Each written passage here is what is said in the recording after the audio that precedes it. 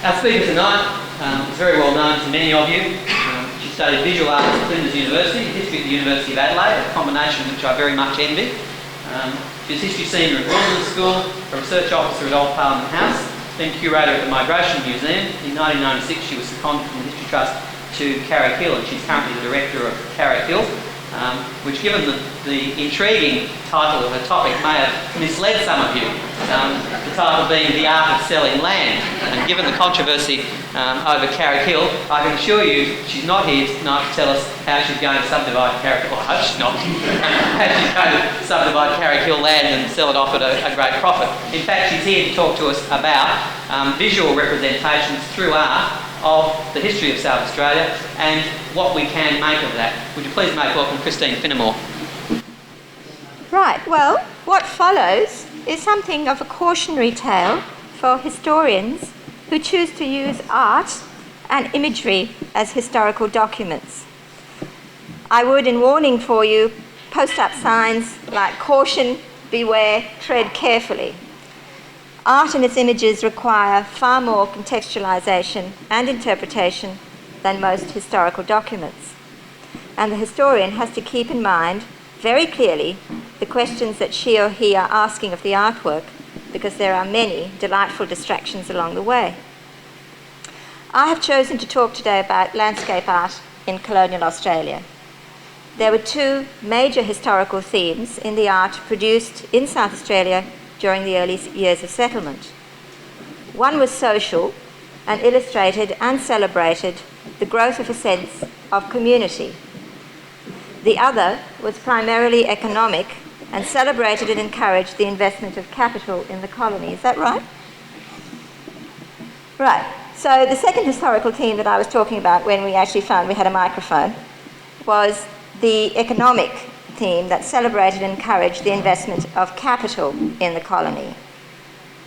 I should say also that this paper is part of a larger study that traces the rise in South Australia during the 19th century, the promotion of the idea of the promotion of art for the public good, and also the promotion of the idea that art was associated with the ideals of truth and beauty, that it was separate from money, financial investment, politics and power.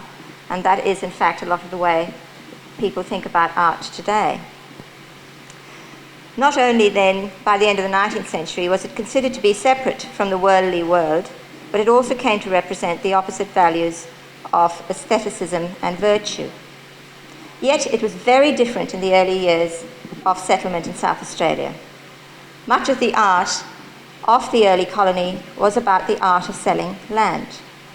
Promoters of the colony commissioned artists to paint pictures to illustrate its attractions for financial investment and its potential for immigrant labour. Or individual enterprising artists produced images to illustrate South Australia for an interested public in Britain. Several historians of South Australian colonial art have explored the idea that the promotion of capital and labour to the colony was a major cause of the production of its images. The theme was first mentioned nearly 40 years ago in a survey article on South Australian colonial art written by Keith Burrow. Bernard Smith, in European Vision and the South Pacific, made more detailed reference to the promotional use of topographical landscapes, particularly those of George French Angas. John Tregenza gave the idea its first systematic account in an article entitled The Visual Dimension of Colonial History. And Alison Carroll, you may remember her as curator of prints at the Art Gallery, described the production of engravings and lithographs as colonial propaganda in graven images in the Promised Land. Other historians have traced both the self-enterprise of individual artists and their commissioning by promoters of the colony in producing imagery specifically to illustrate South Australia's attractions to the British public. There are detailed studies of the work of Colonel Light, S.T. Gill and George French Angas, which all mention this promotional theme. In his Images in Opposition, Australian landscape painting between 1801 and 1890, Tim Bonahady has a chapter on colonial art as information. He discusses the educational value of Australian colonial imagery, but considers, like Bernard Smith before him, that the scientific use of such works was far more general through the colonies and consequently more important than their use for publicising. The South Australian experience was the exception to this generalisation because of the urgent need for land sales and immigrant labour. The opportunities offered by a free market in land and labour in South Australia in the 1840s prompted changes in colonial artists' use of art conventions, art content, and art form. What I would like to look at more closely this evening is how colonial artists adopted and adapted the dominant art convention of the picturesque to meet the needs of promoters of South Australia. South Australia needed to be promoted as a land of beauty and opportunity, but there was also the need for the message to be seen and understood as truthful and not fictitious, reality and not imagination. Beauty and truth have long been ideals conveyed by art. Beauty in landscape art was dominated in early 19th century Britain by the conventions and prescriptions of the picturesque. The picturesque was used for the representation of wild and mountainous scenery and derived from the works of Gaspard Poussin, Claude Lorraine and Salvatore Rosa. A picturesque composition was a way of changing reality or truth into an improved landscape through the use of receding parallel planes, framing trees, with rocks replacing ruins and grouped figures in the foreground. I'm going to put a picture up and you will, okay. That in fact is an SD Gill of Mount Remarkable, but it is very much a stereotypical picturesque view. There you have your very steep hillsides, you've got your group of figures foregrounded in the front, and it is intended to make you really look at the picture as something that is quite dramatic. That was one of the themes of picturesque art. It was a way of seeing nature pictorially, of choosing certain aspects of the landscape for a visual composition. The picturesque intentionally distorted the true landscape in order to conform to what was then popularly accepted as beautiful. There were many critics of the picturesque, the most important and influential of whom was John Ruskin. In his very first volume of Modern Painters, which was published not long after the settlement of the colony, Ruskin criticised the picturesque as a false vision of nature.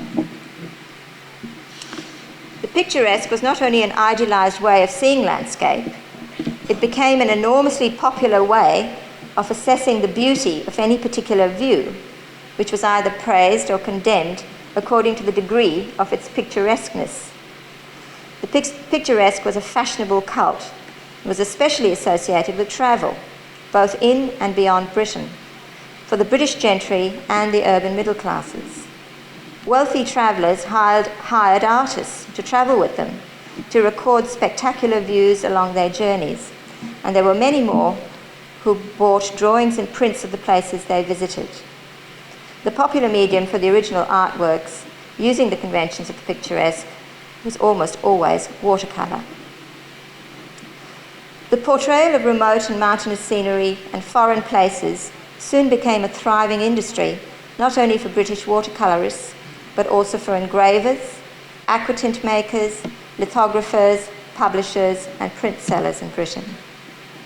I quote William Thackeray now, who wrote the following in 1840, and he's describing what some of the artists do. There are landscape painters who travel to the uttermost ends of the earth and brave heat and cold to bring to the greedy British public views of Cairo, Calcutta, St. Petersburg and Timbuktu. You see English artists under the shadow of the pyramids, making sketches of the Copts, perched on the backs of dromedaries, accompanying a caravan across the desert, or getting material for an annual in Iceland or Siberia. Travel and exploration, however, also brought another form of art with different values before the public. In contrast to the picturesque, Ethnographical, botanical, and zoological illustrations carried values of scientific objectivity, accuracy, and detailed information. Scientific illustrations demonstrated truth and reality. It was truth that was needed in promoting South Australia. The work of South Australia's colonial topographers needed the weight of accuracy and truth usually assigned to scientific artwork in order to persuade men in Britain to invest in land and mining, or better still, to emigrate with capital. Their artworks were not to be just souvenirs of travel and spectacle. The new and experimental colony of South Australia was promoted from its conception as the land of promise for British capital and labour. Owners of capital, and I quote, were to pay for land, and land sales would pay for the assisted passages of the owners of labour. A vast amount of official and promotional literature in the form of pamphlets, prospectuses, bills, acts of parliament, posters and books poured from printing presses in London to inform possible investors and migrants of the settlement's progress and its attractions for capital. There was imagery amongst the textual information. Official promoters of South Australia used visual illustrations to supplement and sometimes complement written texts. By using imagery, promoters of South Australia drew upon a public who were interested in such imagery as part of their middle-class way of life. And images that used the aesthetic conventions of the picturesque appealed to their accepted ideas of what was beautiful. The promotional illustrations for the Land of Promise focused on three areas of content which were not commonly dealt with in the British scenic picturesque works. They were views of land, mining, and commerce. In order to attract capital, colonial artists represented the availability and use of fertile arable or pastoral land instead of wild, remote and mountainous scenery. Watercolour sketches showing views of potentially arable or of cultivated land by William Westall, Colonel William Light, Colonel George Gawler, S.D. Gill and George French Angas were engraved or lithographed in London. The colony's rapidly expanding mining works and views of the commercial activities of the city and its port provided the other two popular subjects for South Australia's promotional imagery. William Light again, E.A.O.P., S.D. Gill and George French Angas produced the watercolours that were then lithographed in London. Views of land dominated the visual promotion of the colony, but the Depression of 1841 changed that emphasis to mining and the activities of the city. I'd like to talk about land for a little while. From the beginning of European settlement in South Australia, representations of uncultivated by fertile valleys and plains and of others in use for crops or pasturage formed the bulk of imagery produced. Land was the chief way of securing and increasing capital, and there were many men who bought and sold land for great profit. Before settlement, promoters of the colony had two views of the proposed land available to them. One was a view of the bay at Port Lincoln, and the other was part of the northeastern coast of Kangaroo Island. Again, as you can see, almost stereotypically picturesque. Both these views were by William Westall, the landscape artist for the Flinders expedition of 1801 and 2. Soon after settlement, however, views of Rapid Valley, Yankalilla and Encounter Bay were lithographed in London in 1837 from the watercolours of the colony's first Surveyor-General, Colonel William Light. Rural views by S.D. Gill of a cattle station, the Murray River, a settler's hut, the Ridley Stripper and several hunting scenes featured as magic lantern slides in the series of lectures on South Australia given by James Allen in England in 1846. Views of the land form a large part of the cycle of hand-coloured lithographs that made up George French Angus's South Australia Illustrated, which was published in London in 1847. How did these South Australian representations of land differ from the scenic views associated with travel? The key difference is that the South Australian pictures present either land that is already in cultivation or land that might be. Gentle valleys, as opposed to steep mountainsides found in picturesque works. Park-like spacing of trees instead of clusters and woods. Lakes and harbours instead of ravines provide the staffage of South Australian landscapes where settlement is yet to come. The horizontal and the lateral perspective is used, the product of the topographer scanning the surveying gaze. Other representations of South Australian land feature purposeful human activity, as you can see here, as the British understood productivity to be. Wheat growing, sheep tending, farms and villages, coastal fishing and hunting scenes indicated British occupancy and propertied ownership of the land. It is significant that very few Aborigines appeared in representations of land use. The promotional imagery denied their ownership and even their occupation of the land. They were treated separately as ethnographic subjects within a natural science typology that ignored the transactions of the economic world. Financial investment and the profits to be gained from colonial expansion featured strongly in the representation of cultivated land. For example, the commercial purpose of some of Angus's landscapes was reinforced in the text for South Australia Illustrated.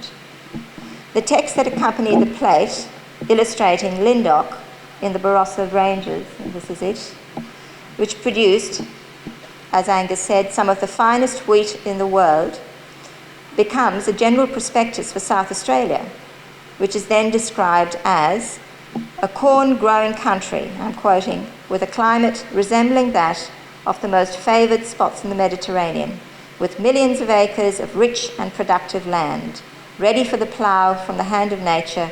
This colony produces wheat equalling that of any other country in the globe at a very small amount of labour and expense, the average quantity raised per acre being from 30 to 45 bushels. And this, of course, is just 10 years after the settlement of the colony.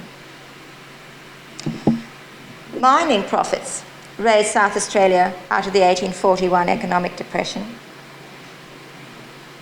and consequently mining scenes featured in the visual material in South Australia after the middle of the decade. George French Angas depicted the Kapunda copper mine in South Australia Illustrated with an accompanying text that commented on the new impetus given to the enterprise of its thriving and industrious settlers by the discovery of immense mineral wealth in almost every direction throughout the province.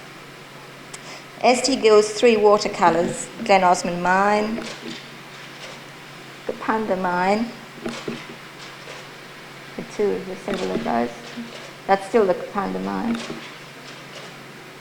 and the Burra Mine, that's actually a detail. I couldn't get the slide that I actually wanted to borrow, wasn't available, which actually shows the immensity of the mine, the interior of the mine. That's just a detail from that watercolour. They were three views of lead and copper mines that were used by James Allen to illustrate his lectures in England, one of which was entirely on the subject of South Australian mines and their future production. The third theme illustrated in promotional imagery for the colony is that of the progress of the city and the port. Colonel Light's watercolour, The Commencement of Colonisation in South Australia, was engraved in London in 1837 and published as, and this is the lithograph, a view of the country in temporary erections near the site of Adelaide in South Australia, and shows us the site at the start of the survey of the town acres. Another two of his views are of Port Adelaide.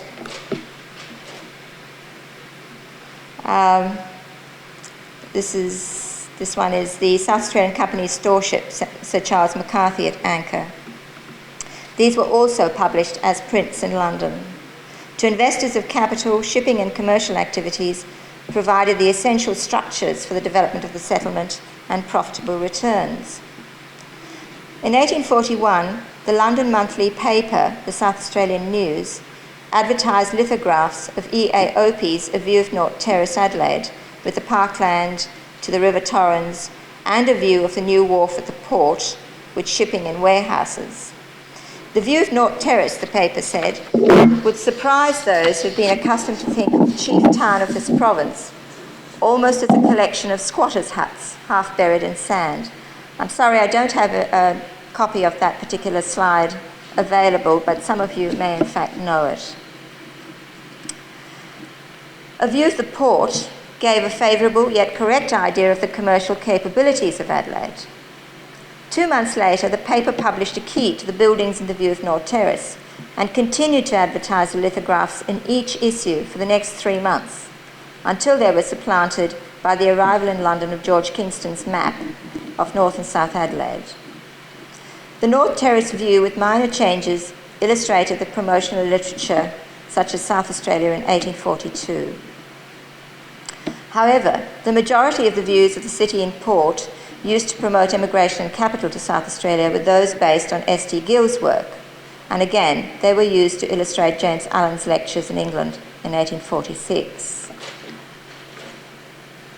Sorry, that's a Gill view of the city. They are Gill's views of the port. And these were the ones that were shown as magic lantern slides in England.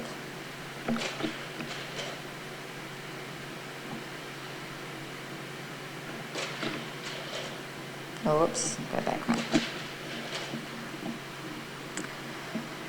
These images differed from the conventional picturesque imagery of British townscapes in the way they foregrounded purposeful human activity and carefully selected evidence of the progress of the settlement. The OP view of North Terrace has an immigrant or traveller arriving on horseback in an important position in the foreground so that the city lies before him. Though the streets are unpaved, in all Gill's city views they are wide and are used by a variety of well-to-do and respectable people, all intent on business. In these representations, Government House, I'll go back to the other one. Government House and soldiers represent law and order, churches represent godliness, banks and the exchange stand for economic stability.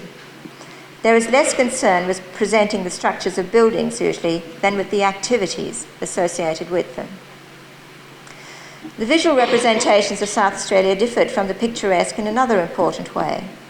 The picturesque was accepted as a distortion of reality and as being untrue because it was a means of constructing a better aesthetic view. South Australian representations, however, were offered to British and South Australian viewers and investors as documents of true colonial life, offering not only, and I quote, sylvan beauty, but, quote again, the greatest fidelity and accuracy. 25 years before South Australia's settlement, Westall's work was remarked for its distinctive content and for seeking to elevate nature to present general truths about distant countries. Picturesque compositions were thought to convey nature at second hand. The colonial views were presented as conveying truth and objectivity that pointed in the direction of scientific illustration.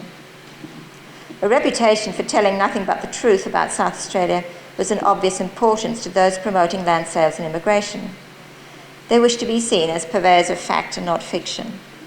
The South Australian News printed letters full of hope and praise from settlers in the colony to those back home in England. Pamphlets and books of information on South Australia usually began with affirmations of telling it as it really was. South Australian visual imagery was reported as true to nature. Opie's views were taken on the spot, coloured from nature, and were supposed to give a favourable yet correct idea of the commercial capabilities of Adelaide. S.D. Gill was reported to have rendered, I quote, the character of South Australian scenery, both in town and country districts, with the greatest fidelity and accuracy. Truth mattered, but so did beauty. And beauty could be found in the brilliant colour of the new land. George French Angus's work had received the highest encomiums upon their accuracy and beauty. In his preface to South Australia Illustrated, Angas stated that the drawings are coloured in the open air, from which circumstance I have been able to give those peculiarities of tint arising from brilliancy of climate, foliage, and other causes, which are at times startling to an English eye, accustomed only to the atmosphere and grey distance of a northern latitude. In a letter printed in 1841 in the South Australian Register and reprinted 9 months later in London in the South Australian News, Charles Wilson, an amateur naturalist and later clerk of the Supreme Court in South Australia, had this to say about the English detractors of colonial art and its relationship to a scientifically observed truth. Mr. Glover, much celebrated as a landscape painter, has given this rich and extraordinary appearance to many of his latest scenes in Van Diemen's Land, and anyone who has passed but through a summer in this southern clime could not but remark upon seeing those spirited landscapes how truly they represent these beautiful phenomena, which, there is little doubt, do not differ in any respect in that still more southern land. Numbers there were in the mother country who blamed and found fault with these works of art, and as a science, but few, perhaps, of whom had yet set foot beyond the boundaries of their native shores. Colonial art thus claimed to represent objective truth and beauty through its content, rather than its adherence to art conventions. What I would like to do next is to examine in detail a work that was used to promote South Australia to potential investors and immigrants in Britain. It provides us with a good case study of the powerful messages for financial investors, not only because its content represented the economy of the colony, but it changed form in order to increase its message. For historians, it is also of interest as a document of social change in the colony. The study is of Colonel George Gawler's watercolour sketch of the estate of John Barton Hack.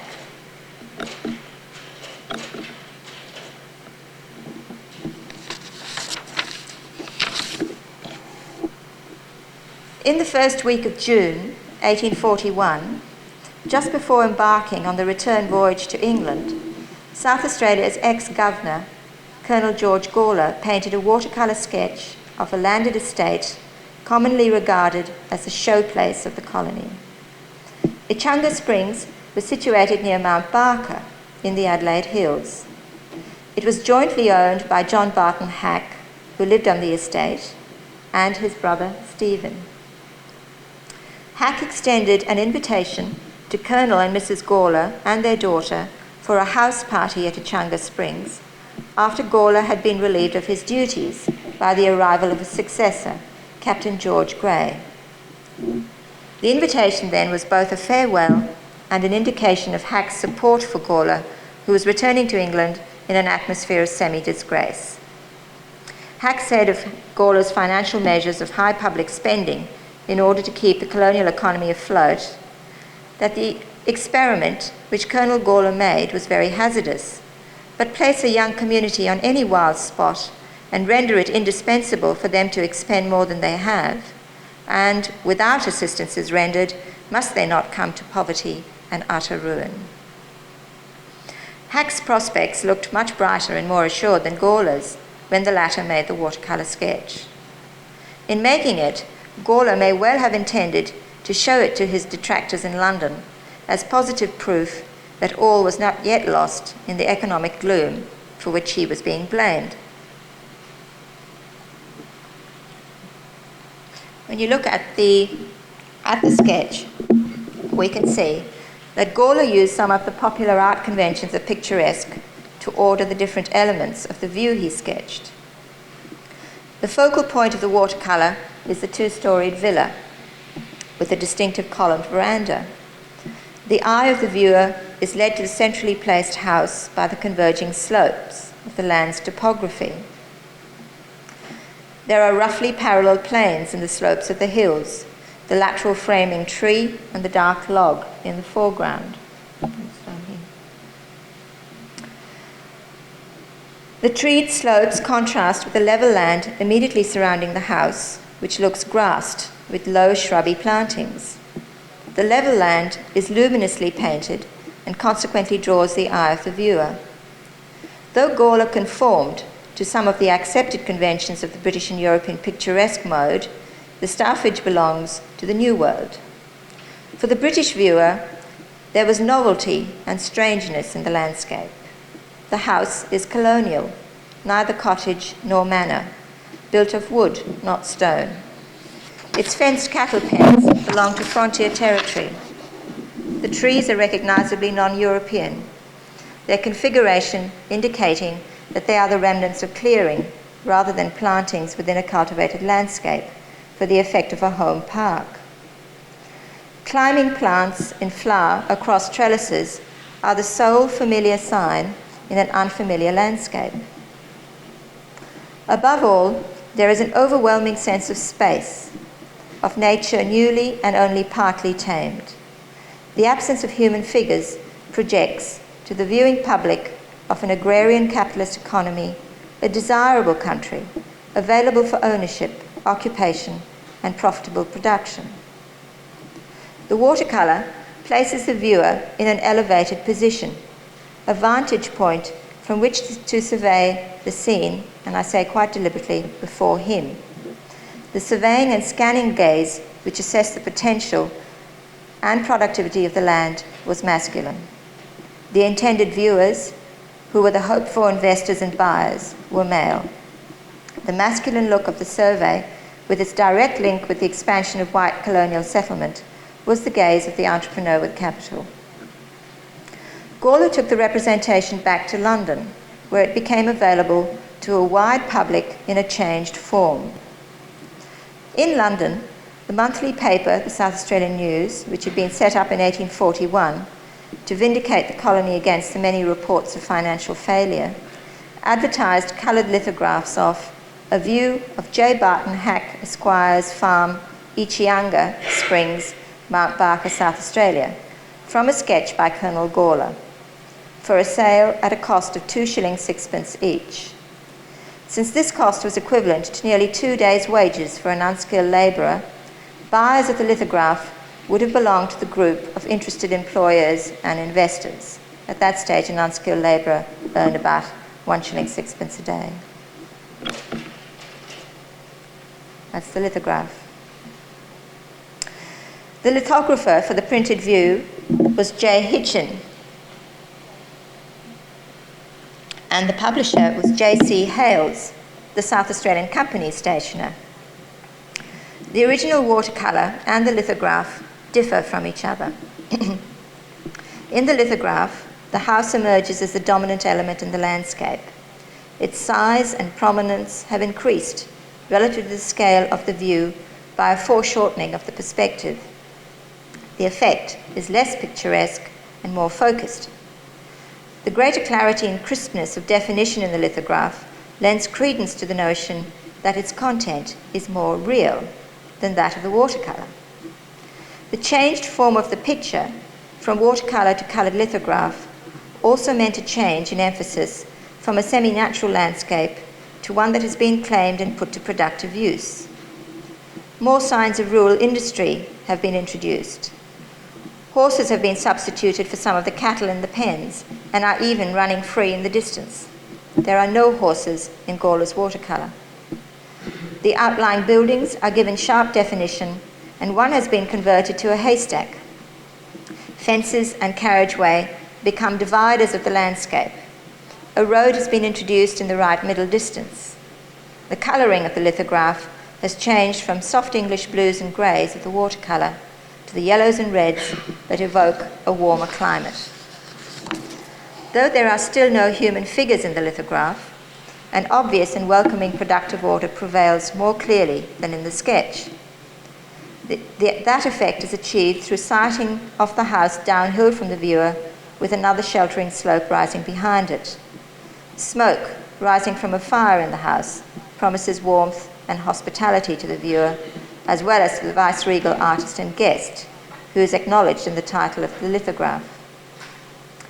Gawler's watercolour gives the viewer a sense of conflict between the occupation of the land and a natural landscape. The lithographed view resolves that conflict and represents a land already claimed by agricultural production. It presents a view of the comfort and security that British capital could achieve in the colony. In 1843, Gawler's watercolour sketch changed form once more. It appeared as one of 4 black and white illustrations in the promotional book South Australia in 1842.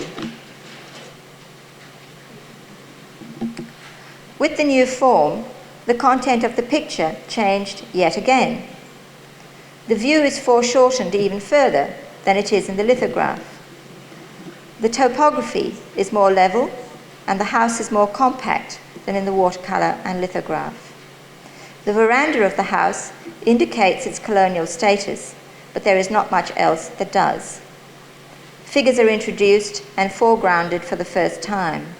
The figures are women, so the domesticity of the view increases, and the fact that one is seated introduces the idea of a leisured domesticity for some, the promise of domestic work for others. The simplicity of line reduces the image's claims to any discernible art convention and increases its claims to being a simple representation of reality. Since the picture's content changed with its form, it is worth investigating the original watercolour's representation of the physical reality of Ichanga Springs.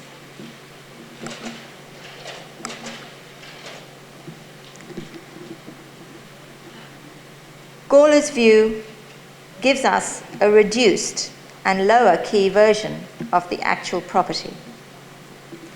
Ichanga Springs was a 3,200-acre estate, the result of a special survey of land made on the application of John Barton Hack on the 23rd of January 1839.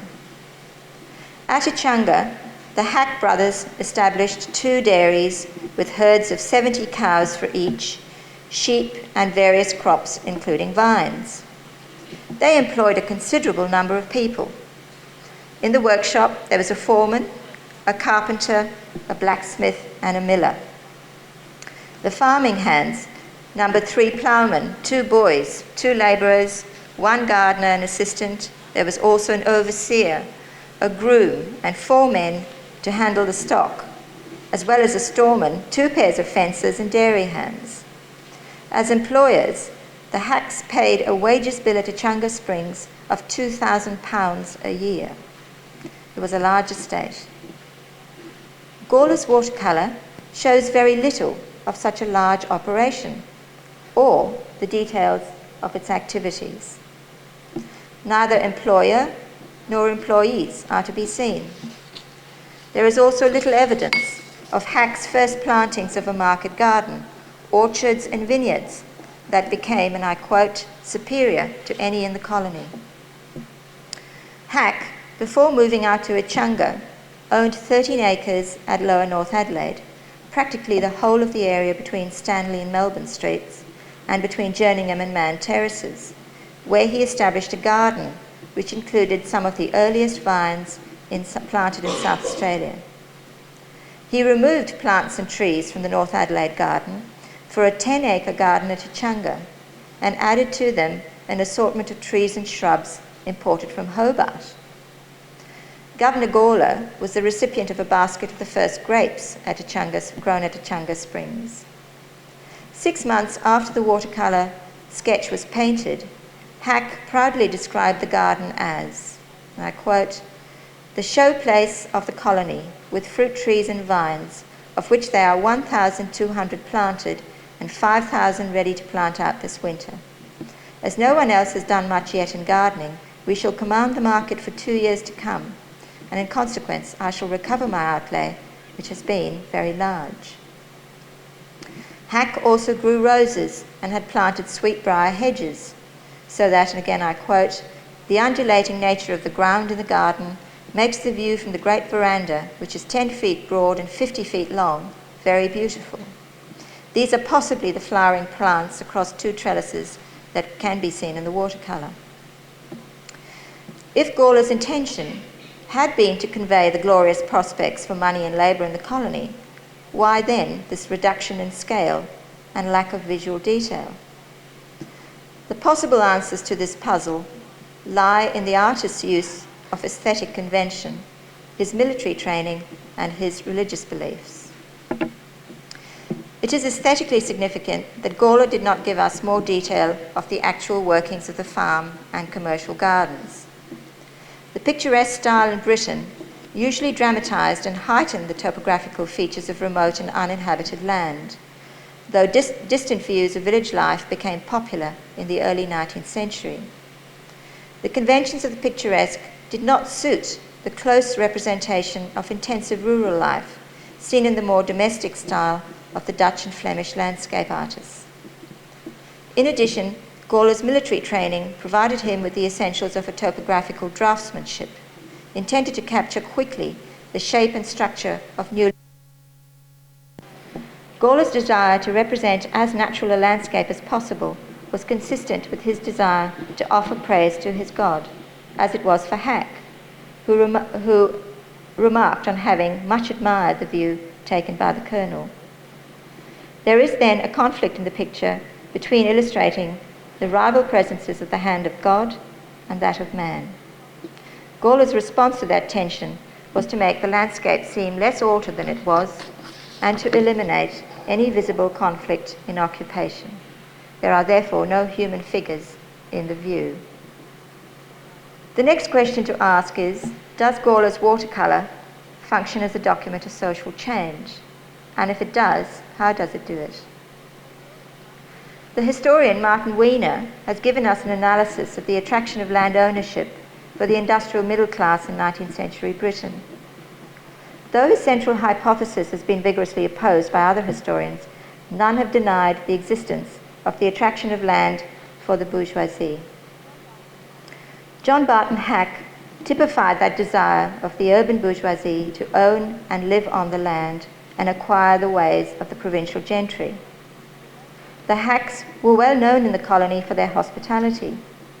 Since Echunga Springs was 25 miles from the city, visitors stayed for a few days as house guests. Various notables in the colony, such as Judge Cooper, the Reverend C.B. Howard, and G.F. Davenport, spent time at Echunga Springs. Another, George Hamilton, took his pack of hunting hounds up to the Hack estate for an Antipodean version of the blood sport of the British gentry. Hamilton drew an excellent likeness of a favourite horse of Hack's and later one of his children. Extensive crops, stock, exotic garden, substantial house and genteel family were material and visible signs of Hack's considerable achievements in the colony. Echunga Springs was a showcase estate, and Hack enjoyed playing the role of a landed gentleman. It was not the sort of social and economic background from which Hack came. He had been a leatherworks owner in Chichester, a member of the British provincial bourgeoisie. The family were Quakers. In addition to the leatherworks, Hack's father owned mercantile and banking interests. His mother was a well-known author of children's books. Though he emigrated for reasons of health, Hack's most urgent ambition, once he was in the new colony, was to invest his capital in rural production and become a landed gentleman. In 1839, he became the first settler to take out a special survey of land for the 3,200-acre estate south of Van Barker. By 1840, Hack's credit was £30,000. He was chairman of the Chamber of Commerce, director of the Joint Stock Company, and was probably called one of the knobs of the colony. For Hack, the process of emigrating was also a process by which he could improve his social standing. Within the hierarchies of the British class system, such shifts were more difficult because of the large amounts of capital required to buy land in Britain. Gawler's watercolour and its subsequent forms testify to the possibility of achieving those ambitions in the new colony. Hack, the would-be gentleman, had gained a degree of wealth and status attractive enough in its colonial context for a gentleman governor to illustrate. By 1843, the year in which promoters of investment and immigration to the colony were selling images of Hack's estate in Britain, financial drought brought disaster to the promised paradise for capital. Hack was ruined by the Depression of 1841, declared bankrupt in 1843, and was forced to sell Echunga Springs. From then on, he and his family lived in relative poverty.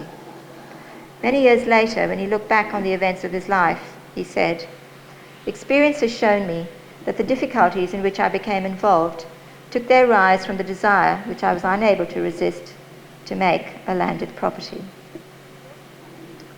The watercolour, lithograph and book illustration of Echanga Springs illustrate shifts in the signs that await the viewer's recognition. The three forms signify their economic context of capital and, through colonial occupation, the importance of land ownership and agricultural production within the empire. The lithograph and illustration were embedded in an ideology of the primacy of land ownership and were used in the manner of a corporate brochure today to signal the potential for capital expansion in the colony. The pictures, therefore, recast contemporary viewers as potential landowners. For the viewer today, however, the house and the land in the watercolour and lithograph signify a variety of strands present in South Australia's colonial culture. They suggest the rival claims of frontier and imperial centre, cultivated land and natural landscape. Above all, the pictures confidently assert, through that masculine surveying gaze, the rightness and legitimacy of British capital's appropriation of the land. Just to sum up, when analysing some of the pictures produced in South Australia then between 1836 and 1850, it's especially interesting to see how accepted art conventions and different art forms were used and altered to carry economic messages. Illustrating the new world for a public in the old world was one of the major causes of the production of art in South Australia. To give both depth and immediacy to views of the new and distant world, artists in the colony and lithographers in Britain used the popular and well-known conventions of the picturesque to carry those messages of opportunities available to capital and labour. Further, they linked their images of the unfamiliar new world with the accepted orthodoxies of art, that is, with truth and beauty. In order to promote the flow of capital and labour to the settlement, where both were needed, these visual messages were directed to the British public. Thank you.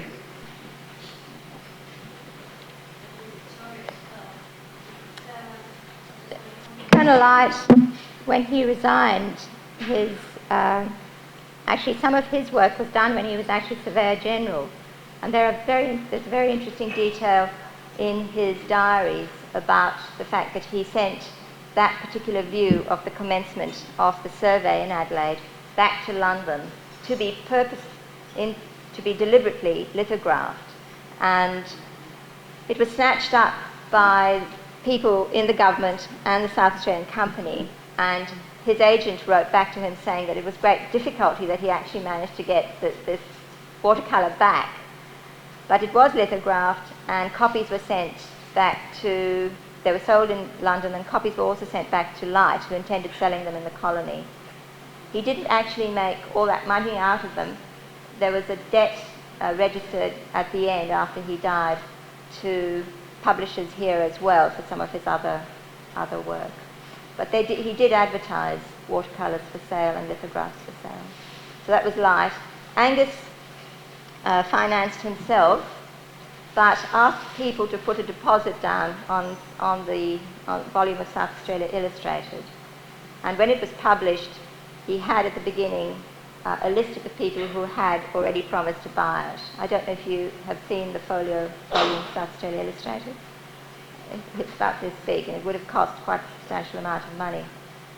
There were changes again between the watercolours that Angas did and the lithographs, quite substantial changes. He did the watercolours here, and the book was published back in England. S.D. Gill, that study, this particular book on S.D. Gill, gives you a very good,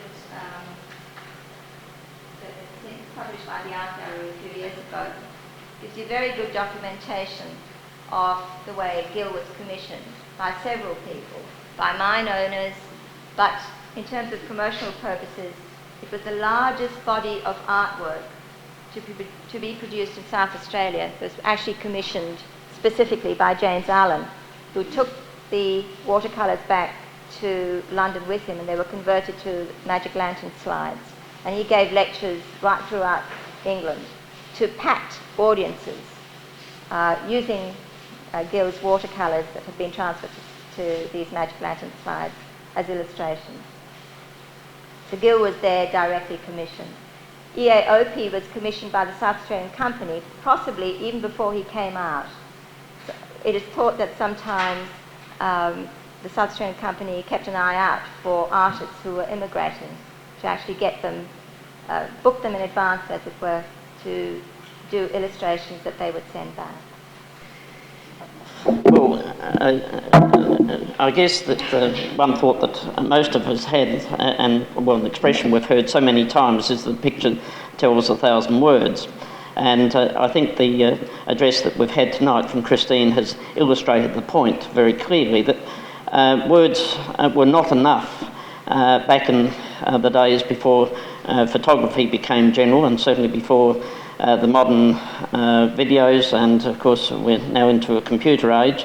The pictures are so much more readily available. But back in the 1830s and 40s, pictures had to be drawn by the artists to give some impression, and obviously the bias that they wanted to tell in their picture it comes through in them. And I think Christine has amply illustrated the points in her talk tonight. And we've certainly had a very enjoyable evening, and those who have braved the slightly inclement weather to come have certainly had a most enjoyable evening listening to Christine's talk, and I'd like you to show your appreciation for her efforts tonight.